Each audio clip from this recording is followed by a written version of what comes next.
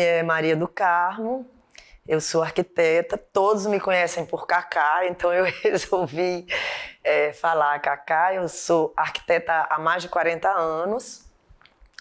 A minha turma foi a terceira turma de arquitetura daqui, me formei em 1980, né? Hoje tenho meu escritório como uma sócia e estou aqui muito feliz hoje, lisonjeada, por falar sobre o Dr. Birajara. Eu estava em dúvida se eu faria arquitetura ou não, e eu tinha uma ligação meio familiar com o Dr. Birajara, porque a irmã dele era casada com casada com um primo meu, e a gente se encontrava desde sempre, desde pequena, que eu sabia que o Dr. Birajara fazia parte. E quando eu resolvi que ia fazer arquitetura, eu resolvi conversar com ele numa dessas reuniões em casa de alguém, e a gente conversou muito, ele me incentivou muito, me convidou para ir conhecer alguma coisa dele, e posteriormente, eu acho que numa praia, a gente se encontrou numa obra, e aí ele foi me levar para conhecer, para mostrar como tudo funcionava. E eu fiquei encantada com aquele jeito carinhoso dele de me ajudar na decisão do curso que eu gostaria de fazer.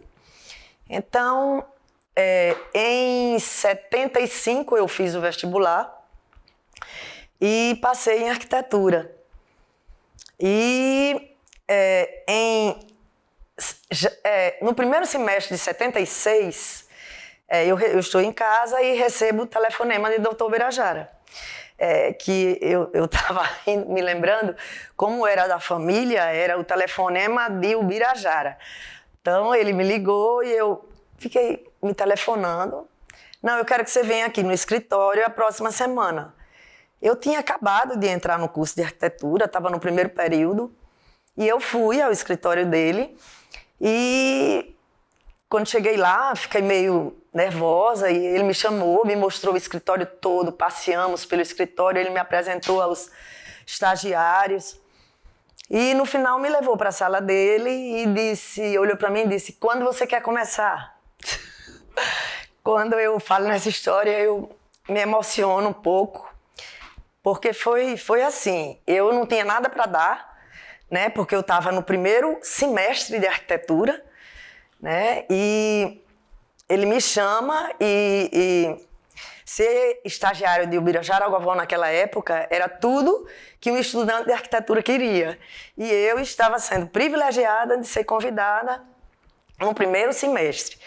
Então, eu fiquei muito emocionada. Eu disse a ele que eu não ia poder ajudar, porque eu estava começando, eu não tinha feito Escola Técnica Federal, eu não sabia de nada mais a fundo do curso para poder ajudá-lo.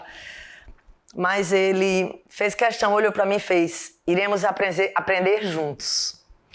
E eu fui, e o escritório dele foi a minha grande faculdade. Sabe? Foi a minha grande faculdade. Eu devo a ele grande parte da profissional que eu sou hoje.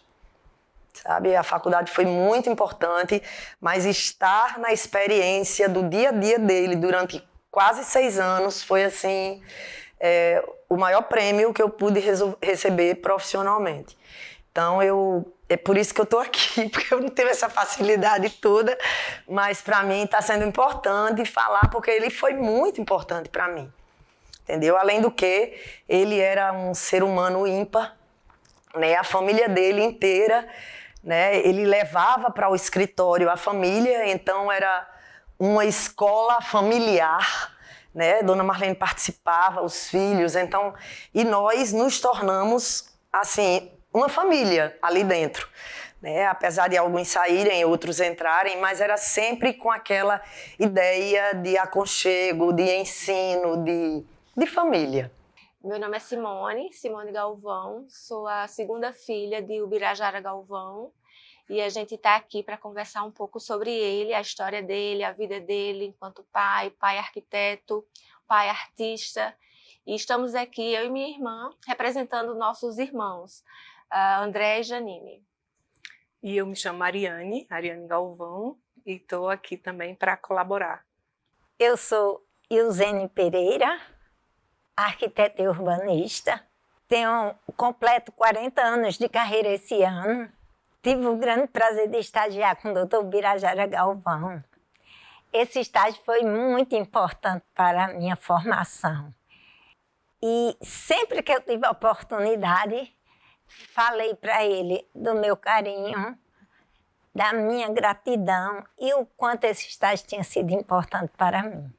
Que eu tive contato com o Dr. Birajara Galvão foi quando eu soube que ia surgir uma vaga no escritório dele. E eu criei coragem e fui pedir essa vaga. E quem me recebeu foi ele. E eu já achei uma pessoa muito educada, muito fina, e a vontade aumentou de estagiar. Primeiro porque eu sabia que o escritório dele era muito bom, era uma referência. E depois porque ele era muito educado, então minha vontade aumentou. Interessante é que eu fazia desenho de observação com a esposa dele na UFRN, no ateliê da UFRN. Mas não falei nada para ele sobre isso. E ele me disse que eu voltasse com 2 meses, que a vaga ia surgir. Quando foi, estava perto de completar os 2 meses, tipo assim, era a semana seguinte, ele foi pegar a dona Marlene no ateliê. E quando chegou, perguntou, você é a menina que foi me procurar para um estágio? E eu disse, sou. Aí ele disse, pode aparecer na próxima semana. E eu fiquei muito feliz. E quando outro dia eu conversando com ele, ele perguntou, por que você não disse que fazia desenho com Marlene? Eu disse, porque a gente tinha um relacionamento tão bom e eu não queria. Se o senhor não quisesse dar a vaga, eu não queria que isso interferisse no nosso relacionamento. Meu nome é Nelson Araújo. Eu sou arquiteto há 42 anos. Me formei aqui na UFRN, sou da 3ª turma de arquitetura da UFRN. Na verdade, minha paixão pela arquitetura vem bem antes, quando eu terminei o curso ginasial, como se chamava, o ensino fundamental na época. Então eu decidi que queria fazer arquitetura e então fui estudar, na época chamava-se ETFERN. E aí na ETFERN eu já fui para o curso de edificações, já sonhando em ser arquiteto. De lá, ao finalizar o curso, a gente tinha que fazer um estágio em algum escritório de arquitetura. E aí eu procurei e consegui estágio no escritório de Dr. Birajara Galvão, que na época era um ícone da arquitetura. Ele, junto com o Moacir, que foi, na verdade, quem me conseguiu o estágio através da família.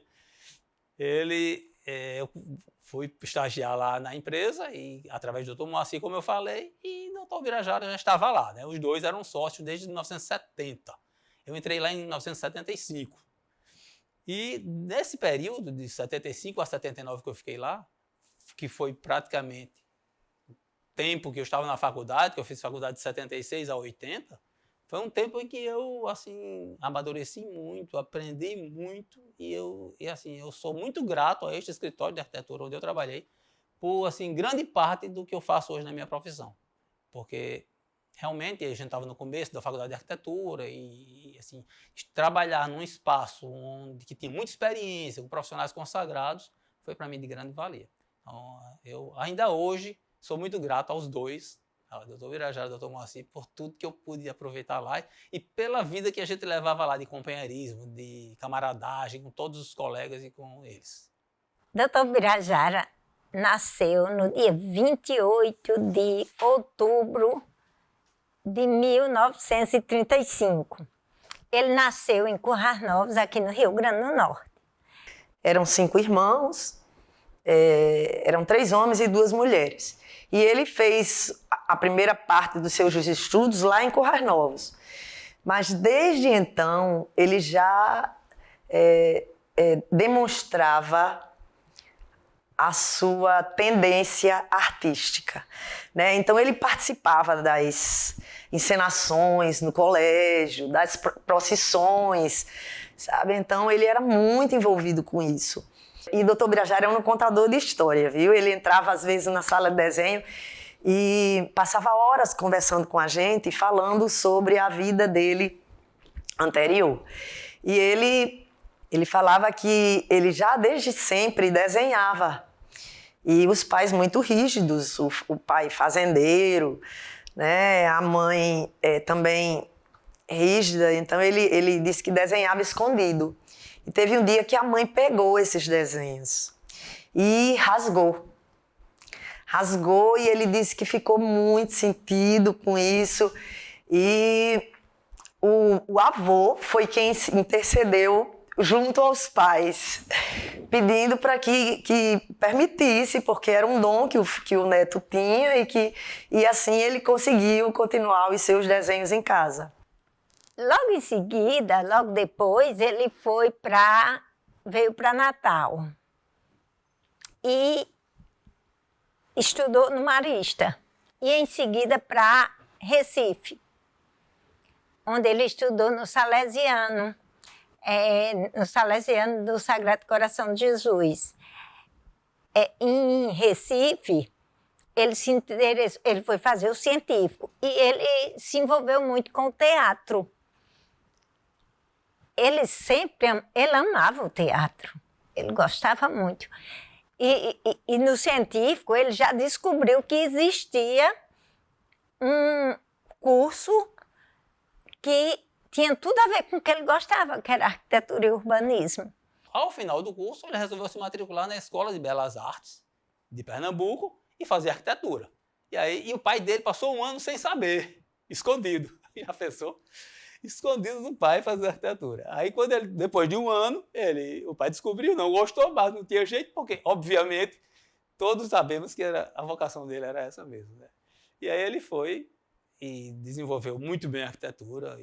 Nesse período, ele participou muito de atividades culturais, artísticas. Ele participou de vários programas de teatro, participou do Teatro Popular do Nordeste, do Teatro da Escola de Belas Artes, do Teatro Universitário, né? E não só como ator, não. Ele era ator, coreógrafo, figurinista, cenógrafo. Ele era tanto que ele, em alguns deles, ele assumia coordenações e organização das peças, participou de muitas peças.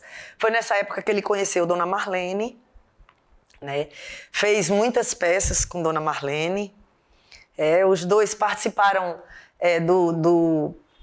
da Paixão de Cristo em Pernambuco, do qual ele era sócio fundador da Sociedade Teatral Fazenda Nova. Ele era Caifás, se eu não me engano, e Dona Marlene era a esposa de Pilatos. E duas estruturas lá, 2 cenários, foram desenhados projetados por ele. E em vida ele recebeu uma linda homenagem. A gente teve o prazer de estar com ele nessa homenagem, feita por Plínio Pacheco, que era o diretor da época, lá em Nova Jerusalém. E para ele, eu sei que foi um momento muito importante na vida dele, porque era um momento que remetia ao passado dele, ao passado dele enquanto jovem, estudante de arquitetura, estudante de teatro. Então ele rodou o Brasil todo e tem umas cenas engraçadas, umas situações engraçadas que ele contava, que ele contracenava com mamãe nas peças. E aí eles noivaram, o noivado estava acabado e mamãe tinha que pedir perdão a ele de joelho. Então em cena, né? Em cena, assim, no teatro, na frente de todo mundo, e mamãe engolindo seco e pedindo perdão a ele, joelhos. Então ele contava aquilo pra gente, mas ele aperreava tanto mamãe. E depois trabalhou em alguns outros teatros universitários na época, só que era muita coisa, e aí ele optou para arquitetura e deixou a parte teatral. Como ele veio parar aqui, né? Na época, Conselho Estadual de Desenvolvimento. Na época, o presidente do conselho era Geraldo Melo, que foi futuro governador. E ele convidou o Dr. Birajara para fazer parte deste conselho. Então, o doutor Birajara veio logo depois, um pouco tempo depois de formado, para cá, para Natal, e participou do conselho. Nessa época, ele foi convidado para fazer um curso na Colômbia, em Bogotá. Um curso de autoconstrução, que ele dizia que tinha sido muito importante para a vida profissional dele.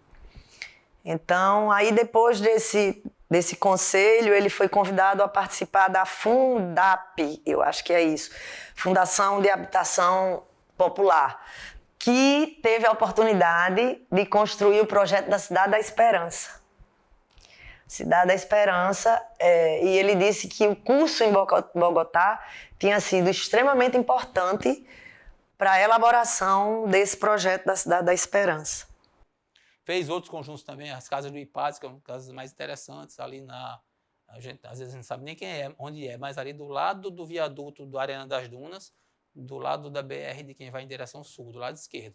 Tem umas casas que já foram muito modificadas, mas são as casas bonitinhas, um projeto bem interessante para ser uma casa, vamos dizer, repetida, casa de conjunto. Aí, depois disso, teve a história que eu falei da Escola Técnica Federal, que foi uma coisa que foi rápida.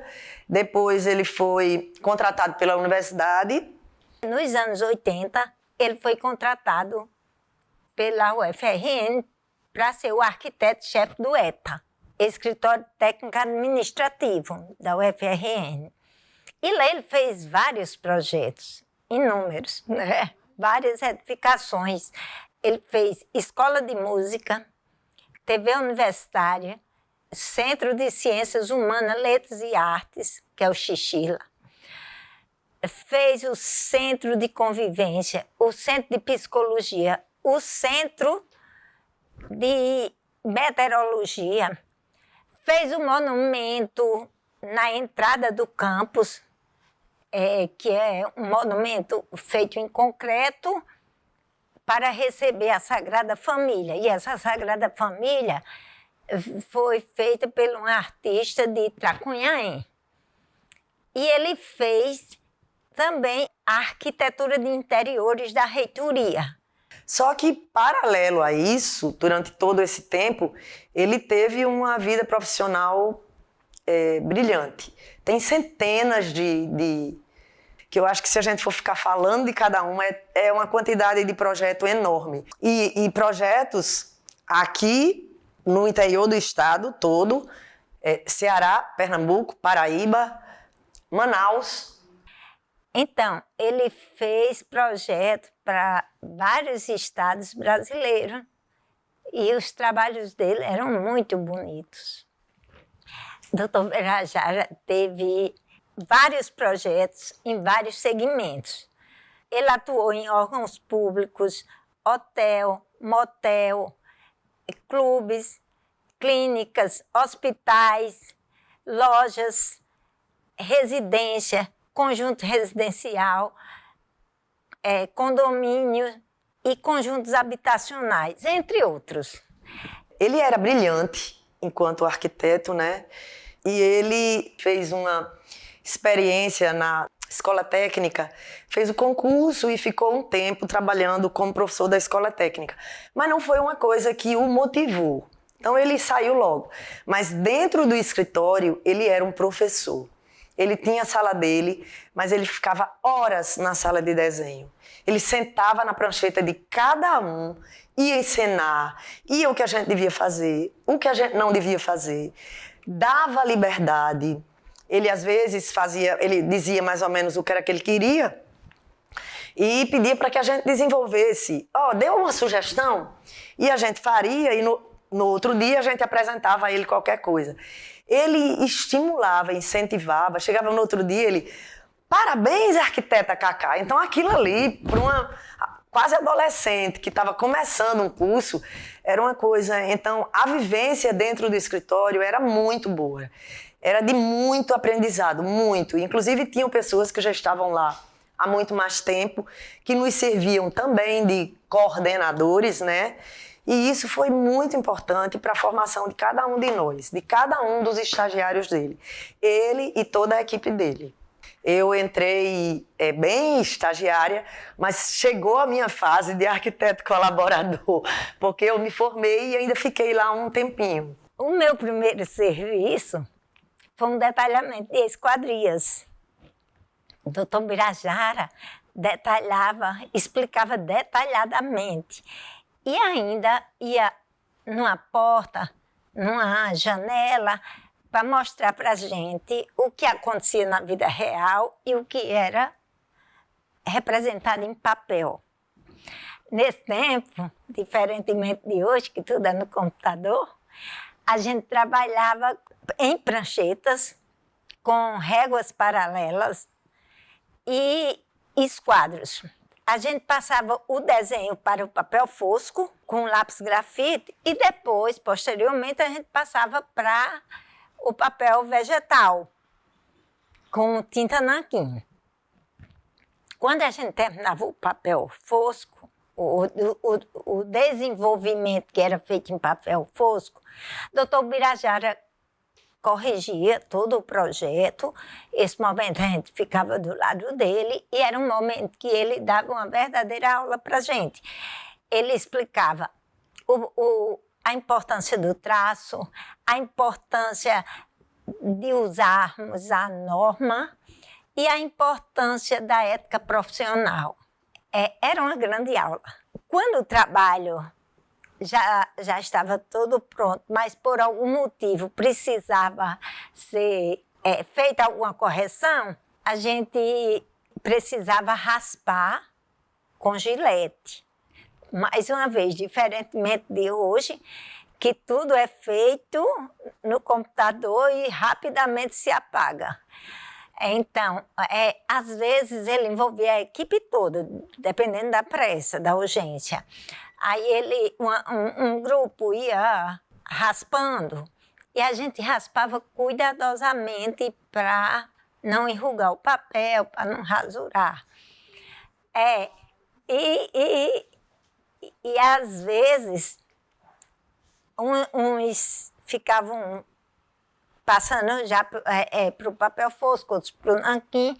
E uma coisa que eu achei muito interessante, eu tinha acabado de chegar, fazia pouco tempo, e o doutor Birajara precisou fazer um trabalho desse tipo. E a gente ficou na equipe, eu fiquei na equipe de raspagem. E quando recebi o salário, tinha um acréscimo por eu ter raspado. Eu fiquei muito feliz, achei ele muito certinho. E ele sempre foi muito certinho. Eu considero, assim, uma característica dele bastante peculiar, eu acho que ele me passava, vamos dizer, sobriedade, tranquilidade. Ele não era uma pessoa que, talvez, ele não demonstrasse tanto as emoções, ele tinha muito autocontrole, porque a vida de arquiteto a gente sabe que é bem estressante no dia a dia, mas ele nunca reclamava, nunca tratava ninguém mal, ele é sempre daquela elegância, a palavra talvez seja elegância, que ele era peculiar. Então, assim, é muito gratificante trabalhar com uma pessoa destas, né? Porque ele era, acima de tudo, amigo, embora também muito introvertido. Ele não era de ficar de conversas excessivas, nem de tratar de muitos assuntos diversificados, nem da vida privada. Mas também, interessante também, ele nos fazia participar.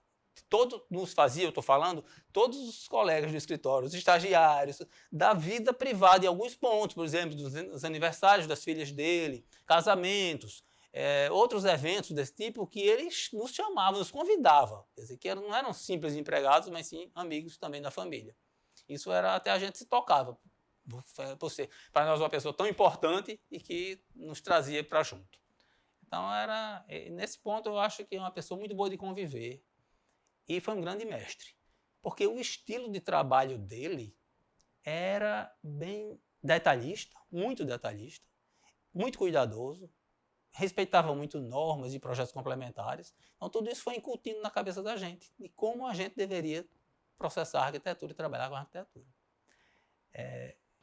Ele ensinou a importância do traço, ensinou a gente visualizar o espaço. Ele gostava de dizer: Maria, coloque um gás para a gente ter a referência, e com isso a gente aprendeu a andar com a trena na bolsa para medir tudo, porque ele ensinava a importância da gente fazer essa conferência de medida. Quando a gente ia desenhar, a gente sabia tudo de arquitetura que ele sabia, passava para a gente. E os desenhos, ele passava com muito detalhamento. Então, a gente aprendeu que a gente precisa fazer, para fazer um bom trabalho, a gente precisa detalhar, a gente precisa fazer de forma que o cliente não precise ter retrabalho na obra porque quebrou por falta de entender um projeto. Então, a gente faz tudo o mais detalhado possível e também de forma que seja uma obra agradável para o usuário, que traga conforto, que o usuário se sinta bem. Talvez esse gosto pelo detalhe o fez também trabalhar com ambientação, porque ele acreditava que a casa, que antigamente se pensava assim, principalmente aqui em Natal, era só o invólucro, só as paredes e a fachada, e a pessoa colocava o que quisesse dentro da casa. Quando, na verdade, a casa é tudo, e muito mais, às vezes, a parte interna, igual que você usa, que você precisa para ter conforto, para ter tranquilidade, para se circular melhor nos ambientes. E aí ele começou a desenvolver, já que ele detalhava bancadas, cozinhas, e aí na hora de projetar a casa ele teria que definir onde estariam todos os móveis, porque a partir dos móveis você ia definir onde estariam as tomadas, e aí tudo isso acontecia junto. Então por que não fazia ambientação? Aí ele começou a fazer também trabalho de ambientação e começou a fazer ambientação aqui em Natal. Claro que já tinha Janete Borsoi lá em Recife, já tinha muita gente em outros estados, no sul, muito mais, mas aqui em Natal quase ninguém fazia, né? E aí o povo achava, ele comentava na época, o povo achava que ele só ia na loja escolher móveis e escolher lustre. Na verdade, não era nada disso, né? Tem todo um processo e todo um trabalho que é hoje reconhecido, graças a Deus. Tão reconhecido quanto o projeto de arquitetura de exterior. E aí ele realmente foi um trabalho muito bom. É interessante, ele dizia que antigamente todos os interruptores eram colocados a 1,40 m. Mas ele disse que colocar os interruptores a 1,40 m estava até errado sob o ponto de vista da acessibilidade. Mas como na época não se falava nisso, ele questionava porque quando ele ia colocar um quadro na parede, o quadro ficava em cima do interruptor. E como ele gostava de quadros, né? Então ele se preocupava com os mínimos detalhes. Então, nessa época, era muito difícil, quando ele iniciou, era muito difícil encontrar peças em Natal. Uma peça diferenciada, porque ele gostava de fazer os projetos diferenciados.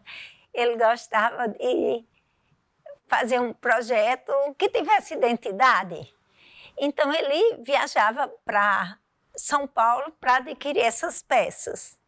E assim, ele era considerado o pioneiro da arquitetura, embora em entrevista ele disse não gostava de ser rotulado com esse nome. Mas ele foi um dos arquitetos que introduziu a arquitetura de interiores aqui. Era bem interessante, porque ele sempre ensinou para a gente que a gente não devia se preocupar só com a edificação, o arquitetônico, o projeto arquitetônico. A gente já devia pensar onde os móveis iriam ficar naquele espaço, como tudo ia ser distribuído, o layout do ambiente. Ele tinha essa preocupação, para que não precisasse fazer um retrabalho, ter que quebrar alguma coisa. Então, ele já tinha toda essa preocupação e passava para a gente. O pai arquiteto era uma pessoa assim, extremamente um paizão também, até no escritório. Sempre foi muito... Às vezes o pessoal chegava lá para começar o estágio e ele quebrava logo o gelo, com aquele Ave Maria, começar o estágio, mas ele, sabe, deixava a pessoa extremamente à vontade, sempre foi muito tranquilo e gostava de conversar, e acabava que as pessoas perdiam virava toda uma família, sempre foi assim. E o pai arquiteto em casa, né? Eu não sou da área, eu sou da área de humanas, mas eu sempre vibrei muito com tudo que papai fazia. E ele era, o lado arquiteto dele sempre existiu, assim, até dentro de casa, ele era muito detalhista, ele sempre teve muito bom gosto, então com ele, com a forma dele se apresentar, com a gente, com os filhos, né, Ariane? Ele era sempre muito presente. Então, o arquiteto nunca saiu de Ubirajara, nem o Ubirajara nunca saiu do arquiteto. Eu acho que os dois eram fundidos num só, e ele sempre teve muito cuidado com isso. Então, ele nunca relaxou. E como ele começou trabalhando em casa, ele sempre trazia para casa. Então, todos os projetos dele, ele sempre conversava, ele falava do que estava fazendo, a gente estava sempre reunido à mesa, todas nas refeições, a gente estava sempre todo mundo junto, e ele sempre participava do que estava fazendo.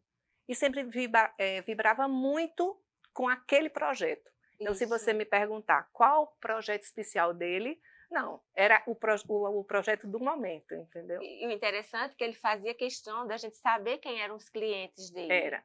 Né? E às vezes a gente conhecia mesmo os clientes, era o pai de um amigo, de uma amiga, e ele contava assim, sobre todos os projetos, né, Ariane? Ele tinha muito cuidado com cada cliente. Então, cada cliente, ele fazia uma entrevista antes com o cliente para sentir a personalidade do cliente, como o cliente gostava, que tipo de casa o cliente gostaria, estava pensando, sabe? Então, diante disso, ele ia fazer o anteprojeto. Mas, assim, ele era uma conversa, assim, ele se tornava sempre amigo dos clientes, porque era sempre bem participativo. E ele tinha uma preocupação muito grande de que o projeto não fosse a cara dele, arquiteto. Exatamente. Que fosse a cara do cliente, o jeito do cliente, a história do cliente. Então, em todos os projetos, a história do cliente estava retratada nos projetos. Por ele ser numa ambientação, nos objetos que ele usava, objetos de família, de móveis de família. Então, ele era muito, né, de unir o que era atual e moderno. Então, papai era considerado como vanguardista, porque ele sempre trabalhou muito com o moderno, mas ele nunca deixou o passado da pessoa sem fazer parte daquela história. Então, se era um cliente assim, bem sofisticado, o trabalho era para um cliente sofisticado. Se era um cliente fazendeiro, a casa era para um cliente fazendeiro, sabe? Ele tinha muito esse cuidado com o trabalho dele, em realizar o cliente. Então, quando o cliente via que gostava do projeto, que era isso que eu estava querendo, ele, pronto, era a realização. E o que era mais importante, o cliente se enxergava no projeto. Isso. Então, papai não pegava uma loja e botava na residência do cliente, por exemplo. Por isso que, como a Ariane falou, ele tinha várias conversas com o cliente para entender e conhecer melhor. Então, sabe? O que é que você tem? O que é que você tem da sua casa, do seu passado, da sua família que você quer preservar? Eu tenho esse móvel, mas vamos restaurar o móvel, sabe? Isso faz parte da sua vida, da sua história de vida, do seu passado, dos seus pais, da sua família. Então, ele era muito cuidadoso com esse aspecto. E isso ele passou muito para a gente. Papai sempre foi de desenho, de riscar. Então, ele só conversava com o cliente com papel e lápis. Ele só ia para uma obra com papel e lápis. Eu me lembro que quando surgiu o AutoCAD, ele era vivo, ele disse, jamais, não quero nem saber disso. Como eu vou fazer meus molhos? Né? As vegetações dele. E assim, cada uma eram lindas. O trabalho à mão dele era muito bonito. As perspectivas que ele fazia à mão eram muito bonitas. Sem contar que a mão dele era linda, né? Ele tinha uma mão linda. Era. E tem até a foto do livro, não sei se você viu ele segurando um lápis assim, né? Bem jovem. E com o Moacir também. Eu me lembro, eu chegava no escritório mais tarde com a mamãe, nessa época eu era criança, já além da hora, e eles estavam tomando café e conversando e fumavam os dois muito, né?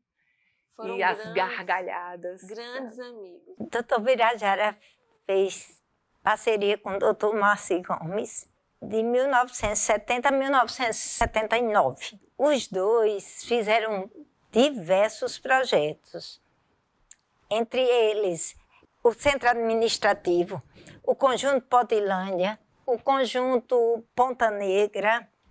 Eles também fizeram restauração, que fizeram a restauração do Palácio Potengi, onde hoje é a Pinacoteca, e do Palácio Felipe Camarão, onde funciona a prefeitura. Eles, além disso, eles fizeram vários outros projetos, César Zenay e muitos outros.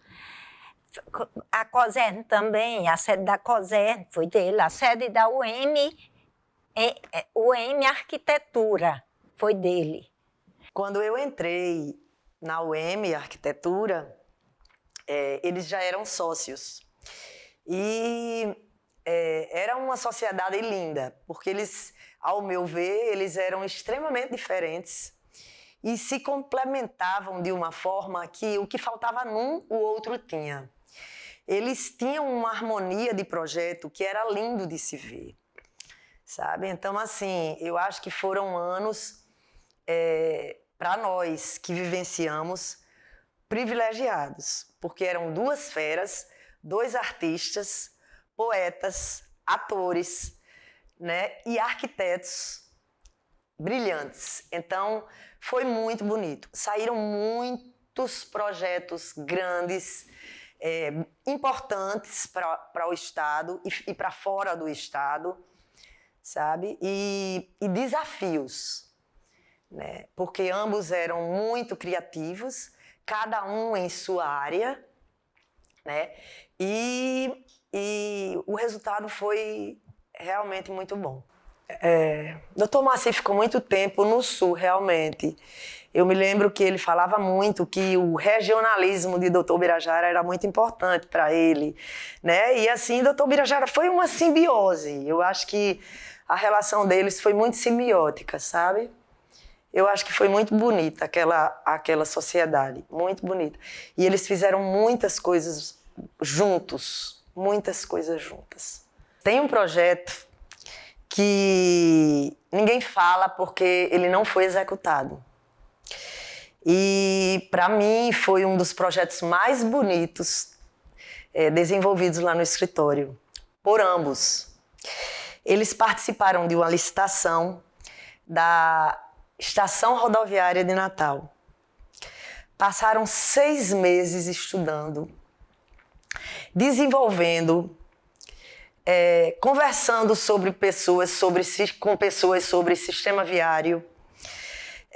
Você percebia a seriedade para enfrentar uma licitação, porque foi projeto de licitação, eles sabiam que podiam perder, mas mesmo assim eles investiram todo o conhecimento, né? Viajaram para aprender mais sobre isso e desenvolveram um projeto que, para mim, foi um dos mais bonitos desenvolvidos por eles, sabe? Era um monumento. A estação rodoviária era um monumento, Era linda e era lindo ver os dois na prancheta, cada um fazendo uma perspectiva de 1,5 metro dessa estação rodoviária, tudo à mão, né? Então, assim, foi uma coisa linda. E a gente trabalhou, parecia que era uma maratona, que a gente ia, né? No final, eles perderam a licitação. Eles perderam, não. Nós perdemos. O Rio Grande do Norte perdeu ter um monumento daquele como a estação rodoviária da Cidade da Esperança. Eu chorei na época porque era uma coisa tão bonita e eles se empenharam tanto. Todos nós vestimos a camisa para fazer aquilo. E eu não sei se por questões políticas ou porque perderam mesmo, mas de qualquer forma nós perdemos um grande projeto para o Rio Grande do Norte. Mesmo com a separação do escritório, quando o papai ficou só no escritório, o Moacir saiu, a amizade deles permaneceu Continuou, intacta. Assim, não houve uma ruptura, sabe? porque não não deram mais, não. Eles acharam que deviam seguir cada um a sua. E aí a razão social era o Birajara Galvão e Moacir Gomes, passou a ser o Birajara e Marlene. E ela fez o mural, que até hoje existe. O ME. No escritório que a gente trabalhava, quando eu entrei lá, a gente estava numa sede no local, numa casa adaptada. E durante esse período que eu estava lá, até durante esse projeto do Ministério da Fazenda, Eles construíram uma nova sede, muito nova, interessante, muito boa. Tinha um salão gigante para a gente trabalhar. E nesse local, o painel da fachada era o M, né? E era um painel feito por ela, só que ela usou vidro derretido. E esse vidro dava um relevo nas letras. Ficou fantástico, sensacional. Já estou falando até da esposa dele, ao invés de falar dele, né? Mas é a mesma coisa, a simbiose total. Trabalhava em conjunto. E aí servia para a arquitetura dele, as obras. Né? E por falar dela, a gente não conhece, né, Ariane, um casal mais afinado do que eles dois. Sobre todos os aspectos. Todos. Profissional, pessoal, né? Isso não significa dizer que eles não tivessem as brigas deles, mas era de uma forma que não tinha barraco, não tinha, não. Nada disso, nunca. Nunca a gente viu eles brigando alto, se agredindo verbalmente, sabe? Não. A gente percebia que estavam brigados. Que estava o clima. Porque estava... Aí fazia, então, hoje o negócio não tá bom aqui. Mas eles se resolviam. Com relação à mamãe, né? Então, ela trabalhava embaixo e ele trabalhava em cima. Mas sempre ele descia. Ela estava pintando uma peça, um quadro. Boa, meu filho, diga a sua opinião, o que é que você está achando? Aí ele fez, tá bom, isso está bom. É assim mesmo. Então, se ele achasse, não, você não acha que deve clarear, dar uma sombrinha aqui? Sabe? Existia, assim, essa cumplicidade deles, assim, bem latente, bem em todos os aspectos. E eles eram muito verdadeiros, né, Ariane? Quando ela achava que alguma obra não estava ficando como deveria, ela comentava com ele. Você não acha que isso aqui fica...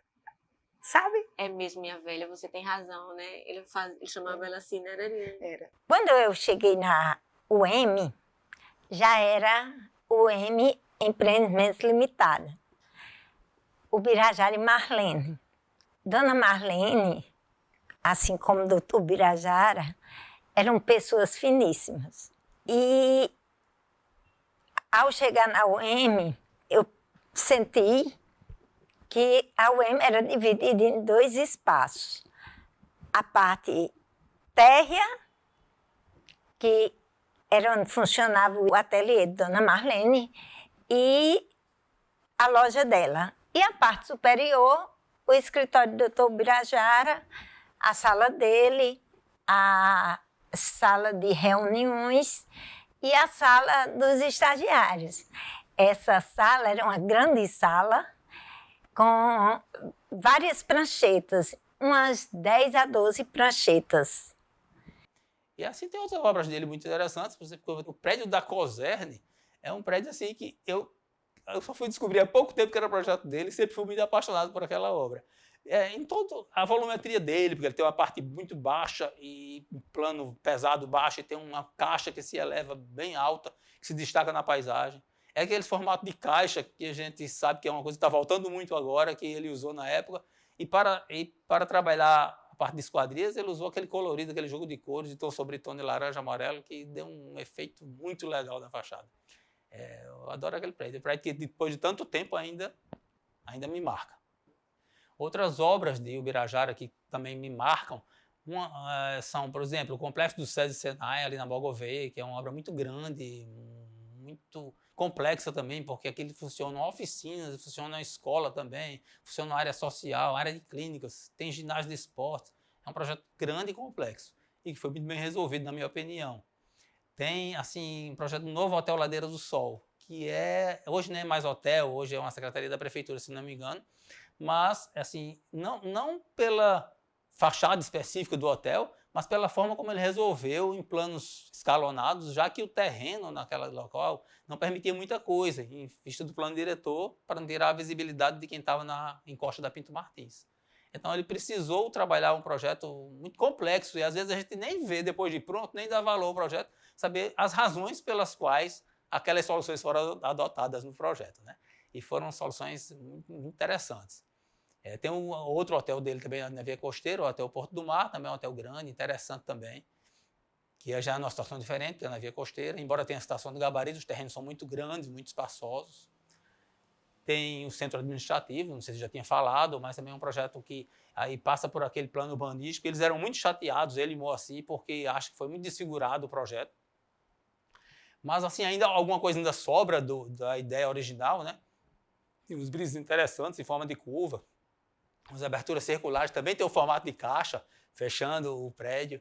E assim, eu acho também aquele plano urbanístico daquela área todinha, central, aqueles jardins e tudo, era um projeto muito interessante. Infelizmente, realmente a obra pública às vezes não é mantida como foi pensada pelo arquiteto, né?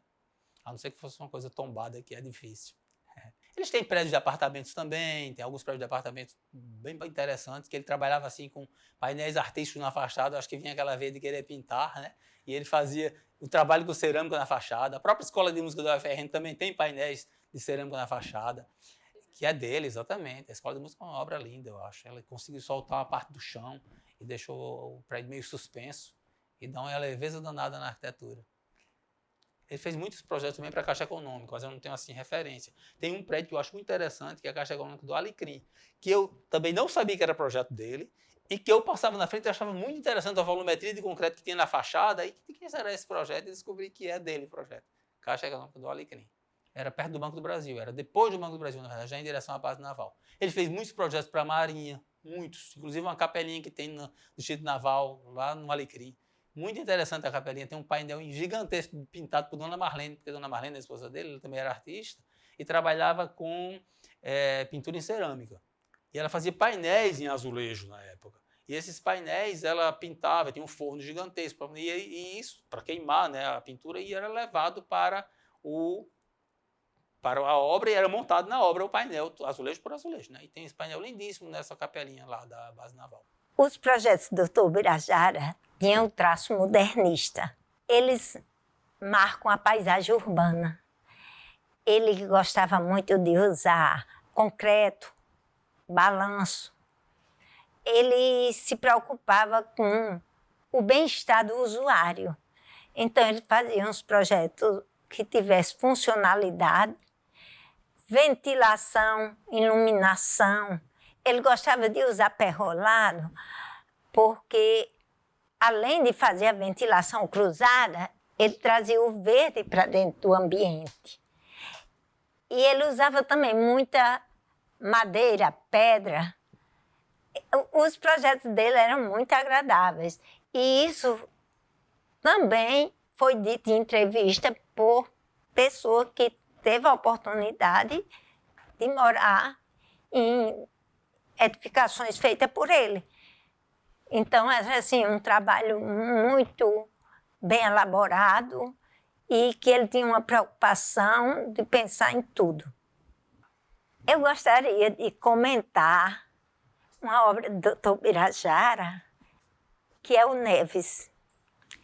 Lá ele fez amplos acessos, fez educação infantil, auditório, Casa das Irmãs, Senic, quadra de esportes, ginásio e parque aquático. Então, ele fez várias edificações e teve a preocupação que essas edificações dialogassem com o prédio central. Ele tinha a preocupação de conservar as características do prédio central sem interferir. Então, Dr. Ubirajara distribuiu todos os prédios de forma que dialogasse com o prédio central sem perder as características do prédio central. Outra preocupação grande que ele tinha era com as salas de aula. As salas de aula, ele se preocupava com a ventilação, com a iluminação. E a ventilação ele fazia cruzada, de forma que, de um lado, ele fazia abertura com janelas, do outro, às vezes era com janela, às vezes com cobogó, de forma que essa ventilação ficasse cruzada. Existisse uma renovação do ar. E a gente sente hoje, com o Covid, quanto isso é importante para nossos dias, né? Eu convivi de perto com o Neves, porque no início dos anos 90, a irmã, conversando comigo, disse que tinha vontade de ampliar a diretoria. E eu disse para ela que o grande arquiteto que tinha feito basicamente o Neves inteiro era o doutor Ubirajara Galvão, um excelente arquiteto e que tinha sido meu mestre e que eu podia fazer o contato com ele. E ela aceitou e eu fui até o doutor Ubirajara. E ele pediu que eu, disse para mim que eu podia, que eu devia fazer o trabalho e que confiava no meu trabalho.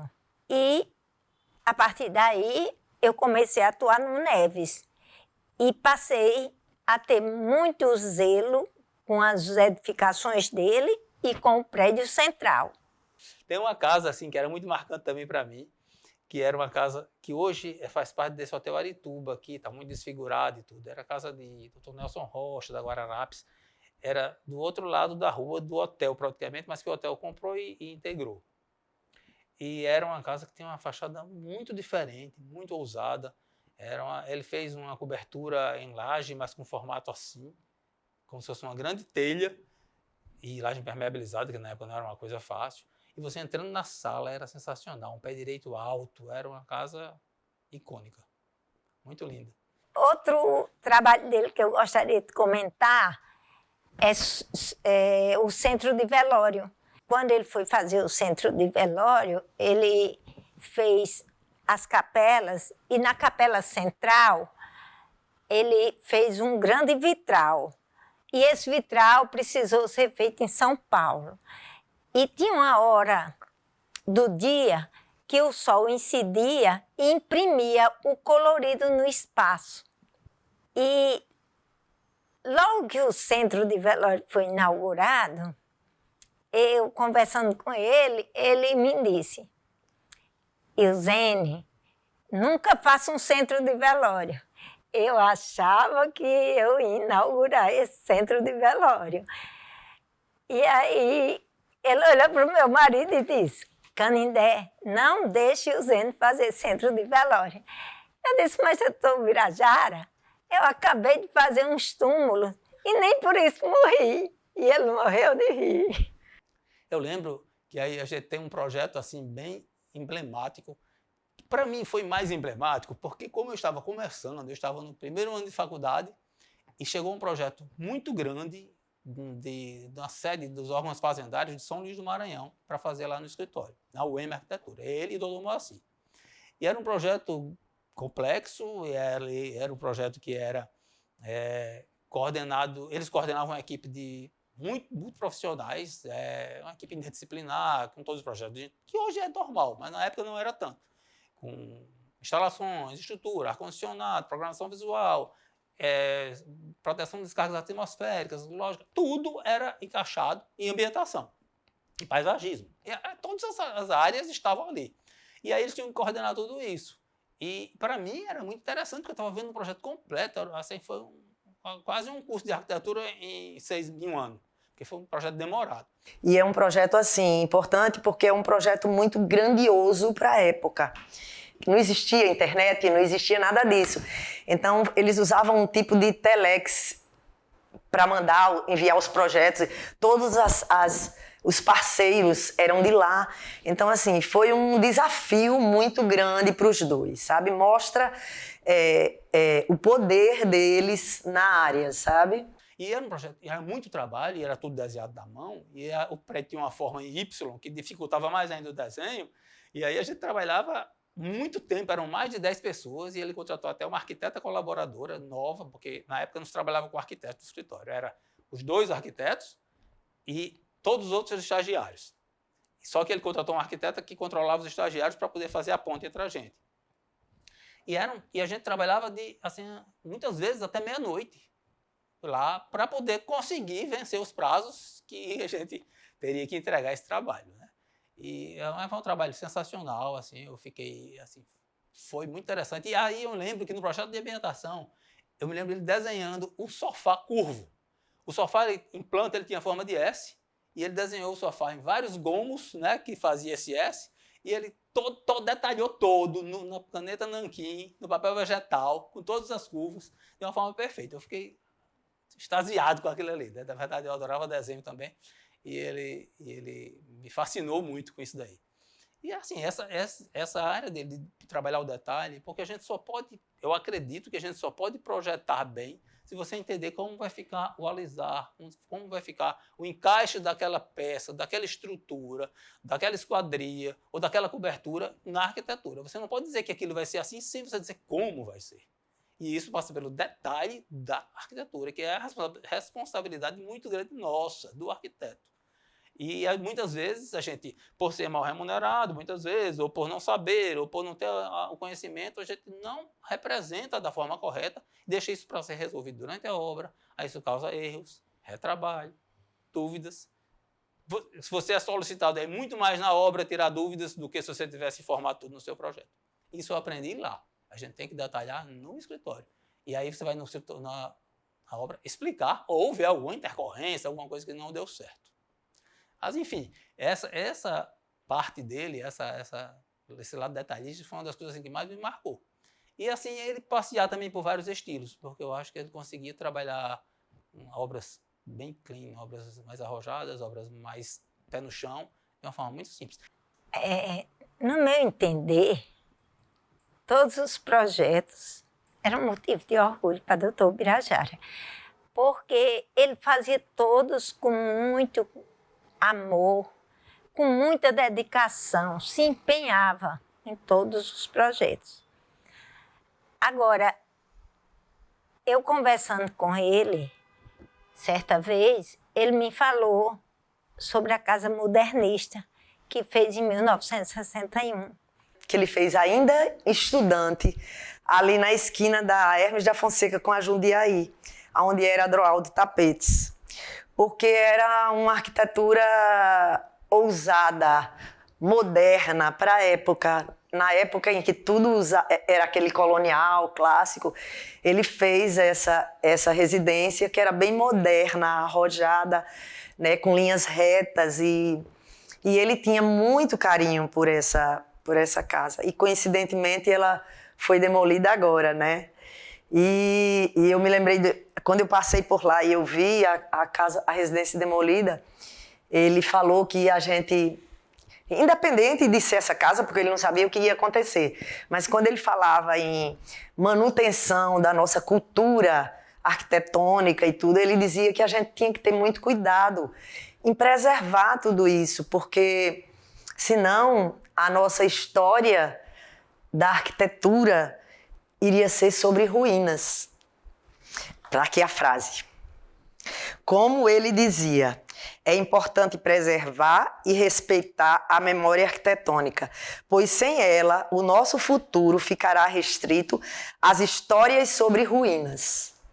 Restaurar ou conservar o que foi feito anteriormente e tem um significado histórico, é a base da nossa história urbana. É muito importante. Ele nos incentivava muito essa questão da preservação, de como era importante preservar a cena urbana, né? E eles foram, os dois, inclusive ele e o Dr. Moacir, responsáveis por várias restaurações de prédios aqui em Natal, palácios e tudo mais. Então, isso foi uma coisa muito importante que ele nos passou. É porque aqui a gente nunca foi incentivado, né? Dr. Birajara e Dr. Moacir também, eu disse ele, mas a verdade eles nos incentivaram. Eles se preocupavam muito com isso. Muito, muito, muito, muito, muito. Um trabalho dele que eu gostaria de destacar é a restauração da Igreja Matriz de Nossa Senhora da Apresentação, localizada no Centro Histórico, na Cidade Alta, aqui em Natal. Essa matriz, quando eles estavam fazendo a restauração, eles descobriram os alicerces da capela do século XVI. E depois descobriram a tijoleira do século XIX, era uma tijoleira meio que quadrada. Então, esse trabalho foi coordenado pelo IFAM e era composto da diretora do IFAM, do restaurador da Fundação Zé Augusto, do arqueólogo e de André Pedrosa Galvão, que era o seu filho que estava construindo. E ele foi convidado para dar apoio, inclusive ele deu um apoio, foi um trabalho de doação. Em Currais Novos, que é a sua terra, ele fez diversos projetos. A rodoviária, a restauração da prefeitura, essa restauração foi feita com ampliação e, entre muitos outros projetos, praça e muitos outros, ele fez a restauração do coreto, que era considerado um marco da cidade. Esse coreto foi feito em 1922. Quando foi em 1948, foi demolido. E quando foi, e nos anos 80, o doutor Birajara foi convidado a fazer a restauração, porque eles queriam que ficasse igual ao coreto anterior. E ele, através de foto, ele conseguiu montar todo o coreto, ficar no mesmo lugar. E quando foi em 1988, o coreto foi inaugurado, tal qual era. E para a arquitetura do Rio Grande do Norte, eu acho que Dr. Birajara foi um renovador, sabe? Renovador. Porque ele foi muito criativo, é isso que eu estou dizendo. Ele era criativo, ele era brilhante enquanto profissional e ele colocou na arquitetura dele toda a vivência cultural dele, entendeu? Então, assim, ele fazia uma arquitetura moderna, contemporânea, arrojada, mas ele usava soluções nordestinas, clássicas, funcionais, você entendeu? Então, no final, nós tínhamos uma arquitetura plasticamente bonita, funcional e atendia às necessidades do cliente dele. Além de arquiteto e cenógrafo e ator, ele também era pintor. Tinha belíssimos quadros que passeavam do abstrato ao figurativo, da arte sacra a figuras da família, a autorretrato até. É bem interessante o acervo dele em termos de arte e de pintura, né? Ele não se considerava um artista plástico, porque ele nunca catalogou suas obras, nunca fez exposições. Então, assim, ele dizia que, e isso tem no livro também, que o momento de lazer dele era pintar, que era onde ele arranjava forças para o dia a dia da arquitetura, né? E ao mesmo tempo ele falava também que era um momento muito prazeroso, porque como Dona Marlene também era artista, ficavam os dois no ateliê, como que no lazer de ambos. Mas ele tem quadros belíssimos, né? Ele tinha ele imprimiu toda a arte dele nas telas também, né? Eu acho que Dr. Birajara, ele pegou toda a história cultural dele, e o que ele aprendeu culturalmente e jogou nos lugares aonde ele exerceu alguma coisa, ou na arquitetura, ou na pintura, ou na vida artística de ator e cenógrafo, entendeu? Ele foi muito intenso, né, e competente em tudo que ele fez. É um artista completo, né? Que a gente tem a maior pena de não ter convivido tanto. Eu acho que eu sinto remorso de não ter explorado tanto e não ter dito a ele, com todas as palavras, o quanto sou grato de ter podido experimentar a convivência com ele. Mas realmente, no que foi, valeu muito a pena. As obras dele estão todas conosco, né? As que não foram para a exposição, as obras de mamãe também. Então, a gente tem muito deles na minha casa. Na casa de Ariane, na casa dos meus 2 irmãos. O meu irmão mora na fazenda, minha irmã mora aqui em Natal. Então, em todo lugar daqui de casa, a gente se enxerga nele, em algum objeto, em algum traço que ele deixou, em algum móvel, em algum quadro. Então, tem muito deles, tanto aqui em casa como na casa dos meus irmãos. E ainda com a saúde fragilizada, ele continuava pintando. O último quadro dele foi Francisco de Todos Nós. Dona Marlene disse que ele tinha pressa, achava que o tempo dele tinha acabado. E ele concluiu esse trabalho no dia 3 de fevereiro de 2005 e partiu no dia 4 de manhã. Ele partiu deixando um grande legado e uma grande saudade. E as pessoas sabem tanto da nossa relação com papai e mamãe, né? E como a gente foi criado, né?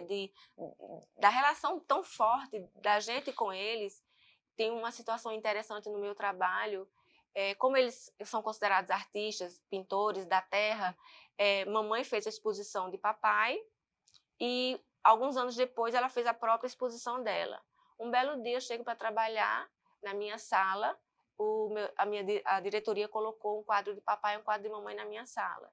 Então, olha o privilégio de trabalhar com eles ali, com os dois atrás de mim. Então, minha sala é pequenininha, mas tem uma tela enorme de papai e a outra de mamãe. E isso, eu acho que a gente, na fala da gente, a gente passa muito isso para as pessoas, né, Ariane, que conhecem a gente e sabem dessa ligação tão forte que a gente tem com eles. Que enquanto a gente estiver aqui e vai estar passando isso para as meninas, eu tenho certeza que elas vão passar para os filhos delas, quem foi o avô, quem foi a avó. Ele era muito detalhista, sabe? Então, tudo que ele fazia, os móveis, o detalhamento de móveis dele era assim uma coisa fantástica. E eu me lembro quando eu casei e fui para a lua de mel, quando eu cheguei, eu vou morar na casa da minha mãe, porque o meu apartamento não tinha saído, enfim. E aí a gente tinha um apartamento bem pequenininho e ele organizou o apartamento inteiro. Ele estruturou a sala, ele desenhou a mesa, que essa mesa hoje está lá no meu quarto. Então ele desenhou o pé da mesa, desenhou como é que a gente chama, Ariane? A parte de cima da mesa. O tampo da mesa, as cadeiras, estruturou a sala todinha, o quarto. Quando eu cheguei, tive uma maior surpresa. Até a geladeira estava completa. Ele e mamãe, mesma coisa com a Ariane. Então, ele era muito... o apartamento estava pronto, cuidadoso, com flores, quadros na parede, sabe? Então, ele tinha esse cuidado com a gente. Para você ter uma ideia, o meu vestido de casamento foi ele que desenhou e o vestido de casamento de Ariane foi ele que desenhou. São dois vestidos completamente diferentes, porque a gente tem dois estilos, né? Somos completamente diferentes. Mas a gente guarda isso como... assim, um dos maiores legados que ele deixou, sabe, pra gente. A gente se sente realmente privilegiado. E a gente passa isso para as filhas. Eu tenho 2 filhas, a Ariane tem uma filha. Então, o legado de papai está nas 3 netas. E a gente sente muito essas meninas não terem participado, não terem crescido com ele, junto dele. O pouco que elas conviveram, mais o Liana, né, que é a minha sobrinha, a filha de Ariane, que é a mais velha, ela conviveu 2 anos a mais do que as minhas. E ela se lembra? As minhas, a mais velha, se lembra bem dele. Mas Sara era muito novinha. Mas tem uma coisa engraçada com Sara, porque quando papai adoeceu, eu já tinha tido a minha filha mais velha, Sofia. E aí, o outro apartamento que eu ia me mudar também não estava pronto, e aí eu fui para casa dele. Passei 5 meses na casa dele com a recém-nascida, com Sofia. E eu me lembro que eu chegava do trabalho, papai chegava do escritório direto para o quarto de Sofia e ficava olhando assim. Sabe aquela cena que não sai da cabeça? Ele no berço, debruçado, olhando para ela. Então foram 5 meses que a gente passou com eles, até eu ir para o meu apartamento. E ele era assim, muito encantado com as meninas. Né, Ariane? Ele tinha um orgulho das netas. E a mais nova, e aí eu engravidei. Quando eu soube que ele estava doente, e assim, ele sempre gostou muito de criança, de bebê. A relação dele com criança, toda criança era louca por ele. Ele chegava, uma criança, porque assim, é um homem alto, né, careca, assim, tem aquele... Mas as crianças se derretiam para ele, era uma coisa assim que a gente... E a minha mais nova, quando ele faleceu, eu tinha 4 anos. E aí, quando eu soube que ele estava doente, ia precisar fazer hemodiálise, e aí eu disse, não, gente, eu tenho que engravidar logo, porque eu sei que ele vai curtir muito uma terceira neta, né, bebê. E aí, ele era muito apaixonado por ela, e ela por ele, pequenininha, e a gente, na praia, eu me lembro que ele levava brownie para ela. Ela na piscina, aí pulava na piscina, aí vovô trouxe brownie, ele ficava assim, acocorado na piscina, uma piscina de plástico que a gente tinha na praia, aí ela ia lá, dava uma mordida no brownie, mergulhava de novo. Aquilo ali ele achava o máximo, porque sabia que a neta estava esperando por ele para comer o brownie que ele sempre levava. Era quase que uma tradição isso, né, Ariane? Quando minha filha nasceu, foi de 8 meses, como a Simone foram de 7. Foram de 7. Aí, quando fui para o quarto, quando eu acordei, ele chegou e disse, cadê a minha neta? Aí ele saiu, não disse nada, saiu. E ele foi buscar no berçário. Aí a moça disse, mas o senhor não pode levar. Ele fez, eu vou levar. Tem quem me impeça. Ela tem que ficar junto da mãe dela, não vai ficar aqui não. E ele levou.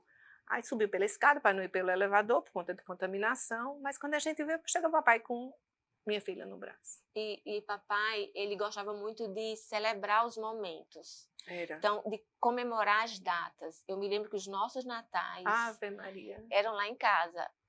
Na casa dele, né? Tinha uma escada de ferro, aquela escada helicoidal, e todo Natal ele decorava a escada de cima até embaixo com presentes, com Laços, ornamentação de Natal. Ele que fazia a decoração. E a família toda para lá, e ele que fazia o papel de Papai Noel. Era. Olhe, todos os anos. Então, o Natal pra gente, depois que ele se foi muito difícil da gente resgatar esse Natal. O primeiro Natal, meu Deus do céu. Foi uma coisa assim, porque o Natal era ele. Ele tinha uma planta na casa dele, quando a gente era criança, uma avenca, não sei se você... que ela toda... Ele pintava com spray prata para decorar a casa. O Natal lá na UEM era muito prazeroso. Ele trazia a família... era um momento assim muito alegre e ele convidava a gente, quando estava no veraneio, a gente ia um dia passar o dia com eles. Era uma relação muito agradável. E a gente participava das festas, realmente. O casamento dos filhos, do filho e das filhas, né? Ele convidou a gente, foi muito. E ele tinha assim, toda a preocupação com aquele casamento, com os detalhes do casamento. Você via que era um trabalho bonito que ele fazia, diferente. Por exemplo, eu lembro bem de 2 casamentos que foi em obras que ele tinha trabalhado. A recepção e o casamento. Às vezes, era a recepção e teve outro que já foi a igreja, mas sempre tinha o toque dele na obra. Sabe? Ele sempre gostou. De casa cheia, de muita gente. Então, nossos amigos iam sempre lá para casa. Ele fazia questão de conhecer todo mundo. Nos 15 anos de Simone, ele foi numa boate que chamava Apple. Vocês não sabem, mas... Era uma boate lá em Ponta Negra. E ele tinha uma pelada na frente, perto da casa dele. A rua não era calçada ainda. E fazia muita poeira. E ele, esses meninos vêm jogar aqui, a poeira danada, não sei o quê. Só que esses meninos passaram a ser nossos amigos também. E nos 15 anos de Simone, quando terminou a festa, esses amigos trouxeram tudo. Bolo, fizeram uma amizade com ele. Ele veio no carro com um dos amigos. Olha, na maior farra do mundo.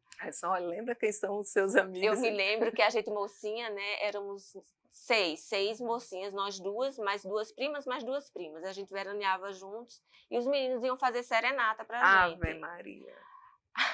Aí, fazendo serenata, e ele abria assim a janela e mandava os meninos ir embora, que aquilo ali era uma propriedade privada, que não sei o quê. E a gente, pai, pelo amor de Deus, não faz isso. Mas isso era ciúme da gente. Era puro ciúme. E depois os Depois meninos, ele fazia amizade, conhecia os meninos e, enfim, ele sempre foi muito próximo da gente. Ele era de agregar, por exemplo, escola, a gente tinha os amigos, tal. Ele não gostava que a gente fosse para casa dos amigos. Tragam todos para cá. Pode trazer, sabe? Ele queria que eles viessem. Então, eu tenho muitas amigas, muitos amigos Que se recordam muito dele. dos estudos lá em casa, dos Dos lanches que mamãe fazia para a turma, sabe? Então, papai sempre foi muito, muito presente na vida da gente, em todos os aspectos, né? De colégio.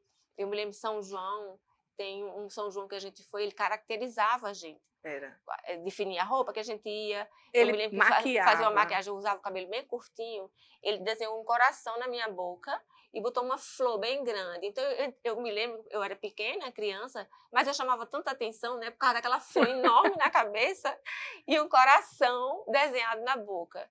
E tudo feito por ele. Era. Sabe? Ele tinha mau gosto.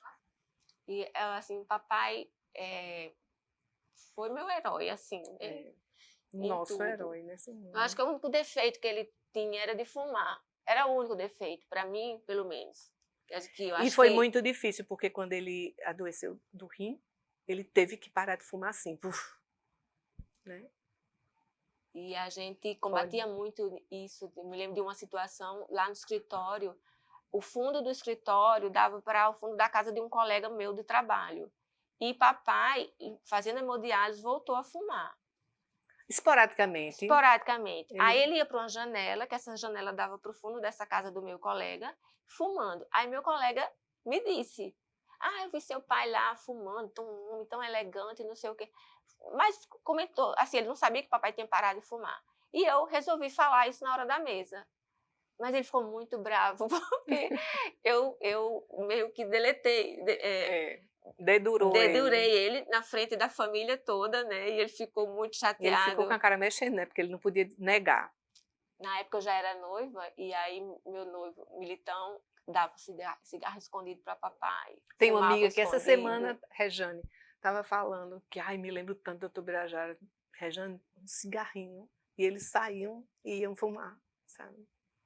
E a felicidade dele quando a Ariana engravidou, quando eu engravidei, da primeira vez e da segunda vez, assim, não tem nada que pague a satisfação a dele. felicidade deles dois, né? Dos dois, de receber as netas, sabe? Era. E ele, assim, ele observava muito o jeito de cada uma, né, Ariane?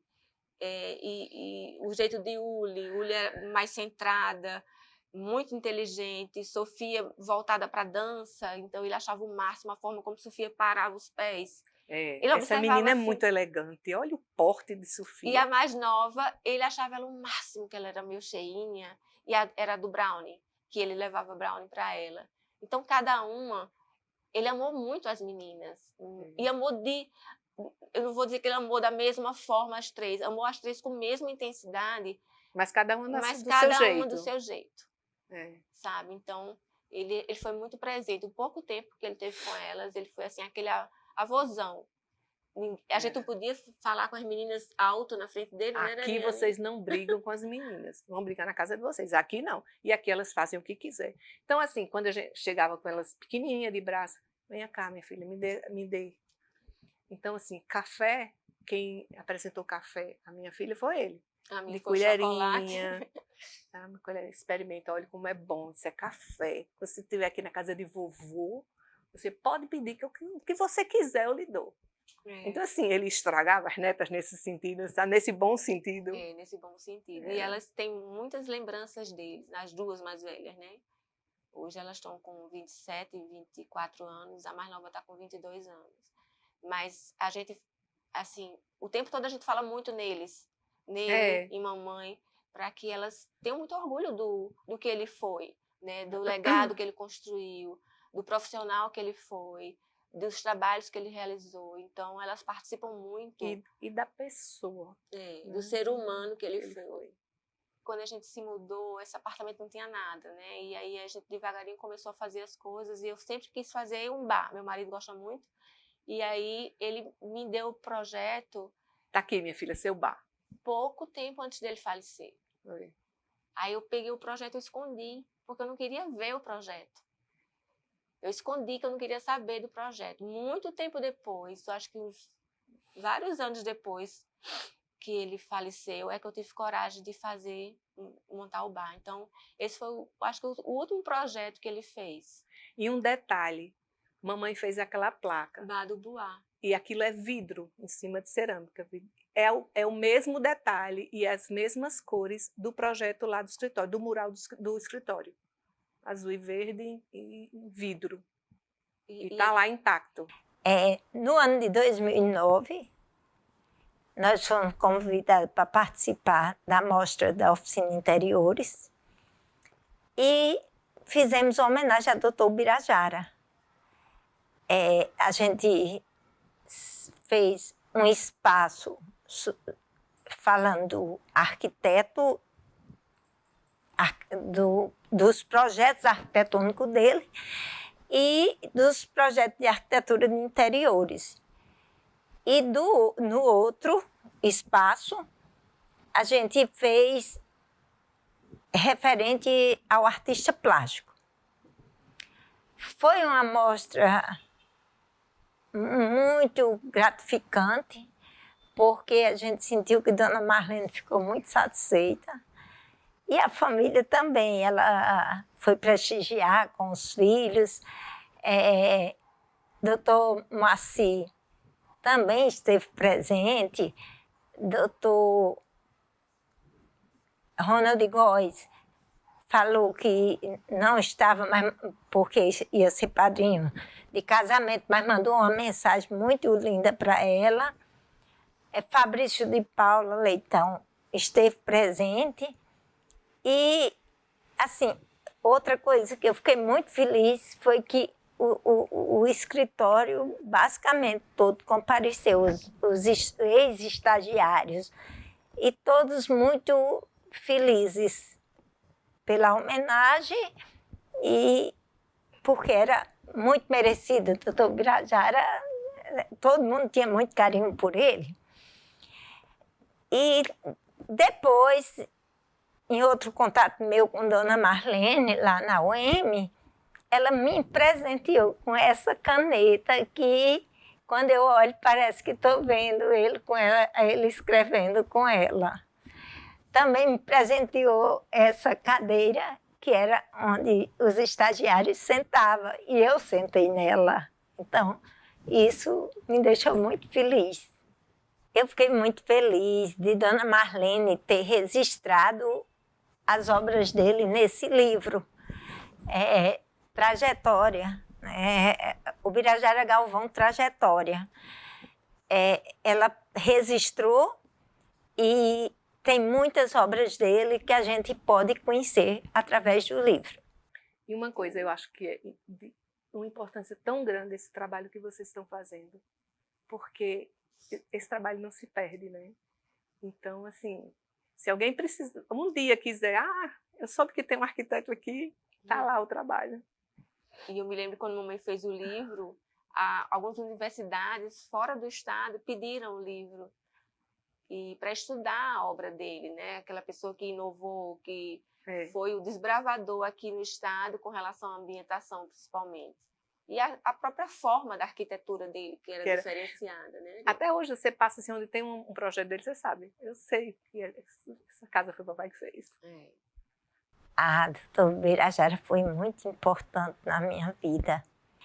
Foi muito importante para a minha formação. Hoje, eu agradeço muito. E na época, eu já agradecia a ele. Mas, cada vez, eu fico mais agradecida. Eu acho que na minha vida, no meu trabalho, e para a minha profissão, e não só para a profissão, mas também para a vida, ele deixou um exemplo de seriedade, de profissionalismo, principalmente, e de respeito ao cliente e às pessoas, tanto aos clientes como àqueles que trabalhavam com ele. era como eu falei no início, era uma relação muito fraterna, muito tranquila. Também, como eu falei, ele não era de falar muito, ele não era de expressar emoções, mas a gente sentia o carinho e a tranquilidade, e que sempre que a gente precisou dele ou que precisava dele, ele estava ali à disposição, para tirar uma dúvida, para esclarecer. Então, acho que para eu trabalhar em arquitetura, foi muito importante para mim ter começado lá. Como eu disse, eu senti muita falta quando saí, eu precisava alçar meu voo solo, né? Depois eu soube até que ele queria que eu ficasse lá mais tempo, mas assim, a gente tem essas ousadias na vida, né? E a gente precisa enfrentar. E na época eu queria trabalhar só, queria montar minha vida, e aí foi importante para mim, claro. Mas eu senti muita falta daquele apoio, daquelas orientações e daqueles ensinamentos, porque eu acho que eu ainda teria muito a aprender. Não tenho certeza, não tenho certeza que teria muito a aprender ficando lá. Mas assim, a gente enfrentou e foi a luta. E eu acho assim, sinto até muita falta de não ter ido depois lá, conversar mais com ele, bater papo com ele, agradecer mesmo nesses momentos, ou tirar até uma dúvida profissional. Assim, a gente ia deixando passar, a vida vai passando, e eventualmente a gente se encontra rapidamente, mas não da forma como eu gostaria que tivesse sido. Por isso que eu fiz questão de atender esse chamado, atender esse convite, porque eu tenho essa dívida para com ele, de reconhecer publicamente quanto foi importante para mim ter estado sob os cuidados dele naquele tempo todo. Para mim, o Dr. Birajara é uma referência. É uma referência porque eu acho que ele teve um brilho diferente aqui, entendeu? Ele era arrojado, foi pioneiro em várias áreas, tinha uma arquitetura diferenciada, né? E hoje você vê aí, se ele vivesse hoje, a arquitetura dele ainda hoje estaria no auge, né? Então, assim, ele permanece vivo hoje. Ele permanece vivo hoje. Então, ele foi uma referência, um ídolo. Eu só tenho gratidão a ele, só. Ele é responsável por muito do que eu sou hoje. A arquiteta Cacá.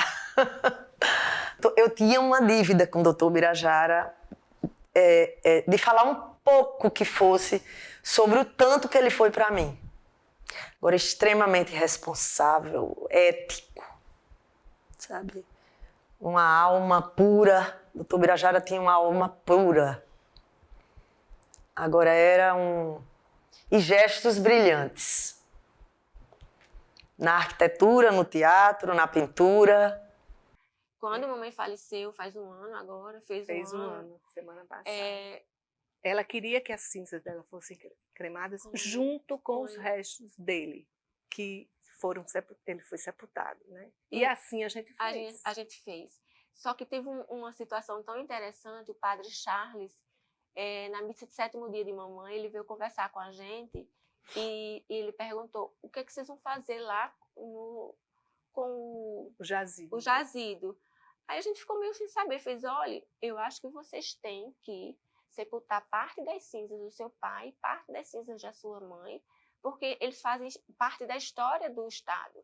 E precisa ter um local deles. Precisa ter uma referência para as suas filhas, para os seus netos, e assim a gente fez. E ele fez uma cerimônia linda. Foi. Só a gente e os irmãos, as irmãs dele próximas, né? E o cunhado. Então, a gente fez o sepultamento novamente das cinzas dos dois. Tá lá a lápide dos dois. E jogamos as cinzas num dos lugares que ele foi mais feliz, que foi a praia. Ela queria, ela pediu para jogar as cinzas dela lá em Jacumã. Em Jacumã. A gente veraneou 20 anos lá.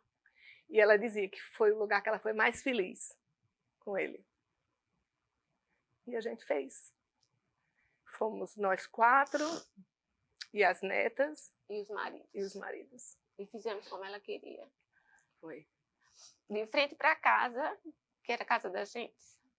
E eu ainda tive o prazer de fazer a urna em cerâmica. Tá comigo. Por ela enquanto. Disse, eu vou carregar, você vai não. Não, por enquanto, né? Depois vai ficar comigo. A gente conversa. Mas é isso. Então a gente procurou fazer o que ela queria, mas sempre deixando os dois juntos. Uma coisa que eu estava vindo para cá e passei e vi. Ele fez um monumento na universidade.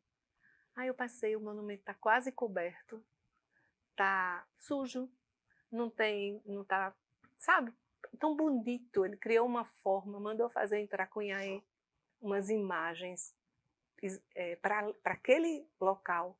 E as pessoas, a tal da memória. Ele dizia uma coisa que realmente hoje a gente sente que ele tinha muita razão quando ele dizia: triste de quem morre. É verdade. E é verdade. E ele dizia muito pra gente: eu não vou deixar herança para vocês, eu não vou deixar riqueza, eu não vou deixar nada disso. E é verdade. Mas o que eu posso deixar para vocês é educação. Então, ele teve muito cuidado com a educação da gente, com o estudo, principalmente, né, Ariana? Ele acompanhou muito de perto a evolução de todos os filhos, né, na faculdade, no colégio, porque ele dizia que isso é que ia nos formar. Não era nada material que iria nos formar, o que iria nos formar para a vida.